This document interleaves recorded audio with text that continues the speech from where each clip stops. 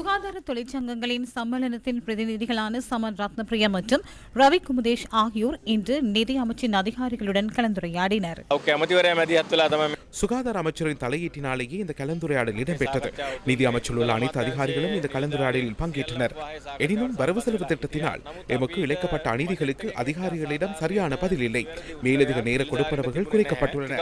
அரசு விடுமுறை கொடுப்பனவுகள் குறைக்கப்பட்டுள்ளன. அதேபோன்று பதவி உயர்வுகளும் குறைக்கப்பட்டுள்ளன. சலுகைகள் தொடர்பில் எவ்வித பதில்களும் கிடைக்கவில்லை. இதனால் நாம் ஏற்பாடு செய்துள்ள நடவடிக்கையை மேற்கொள்ள வேண்டிய நிலை ஏற்பட்டுள்ளது. சுகாதார தொழிற்சங்கங்களின் சம்மேளனம் என்ற ரீதியில் மேற்கொள்ளப்பட்ட தீர்மானங்களுக்கு அமைய நாளை காலை 7 மணி அளவில் பணிப்பகிஷ்கரிப்பை ஆரம்பிக்க உள்ளோம். நிதி அமைச்சினூடாக இந்த பிரச்சினையை தொழில்நுட்ப ரீதியாக தீர்ப்பதற்கு நாம் முடிந்த அளவிலான முயற்சிகளை மேற்கொண்டிருந்தோம். இன்னும் நிதி அமைச்சு தாம் தைத்த ஆடையை பலவந்தமாக எமக்கு அணிவிப்பதற்கு முயற்சிக்கின்றது. அதனை எம்மால் அணிந்து கொள்ள முடியாது.